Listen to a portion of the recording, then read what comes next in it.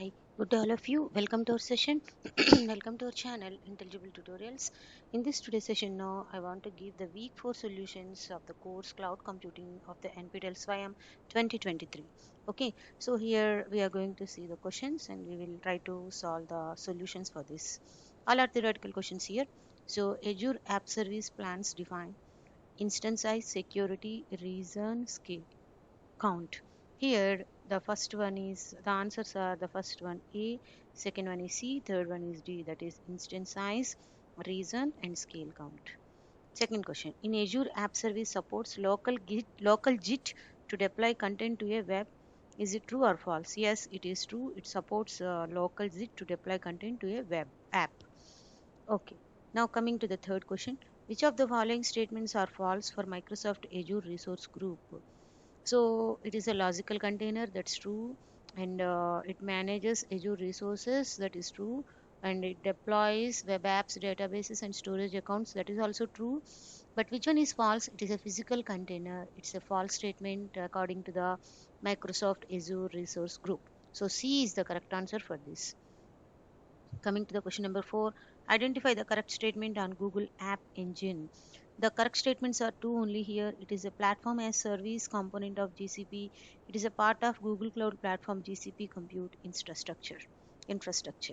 Okay, so now coming to the question number 5, Google Cloud Data Store provides flexible object storage with the global edge caching. So it is true or false? It is false actually. It doesn't provide the flexible object storage with global edge caching. Coming to the coming to the question number 6, statement 1. In Microsoft Azure, a deployment user is required for FTP and local JIT deployment to a web app. Statement 2. When deploying the Azure app remotely, the login password to the Azure account needs to be entered when the system asks for password.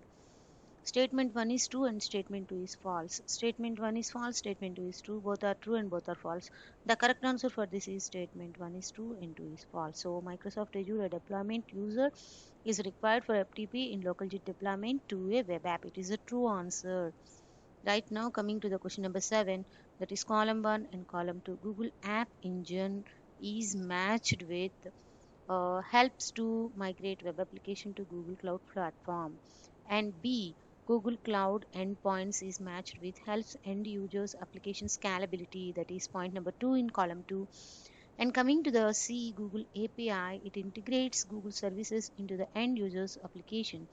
So this is the one. So B is the correct answer. The matching can be done at the end from column 2, that is 3, 2, 1, right?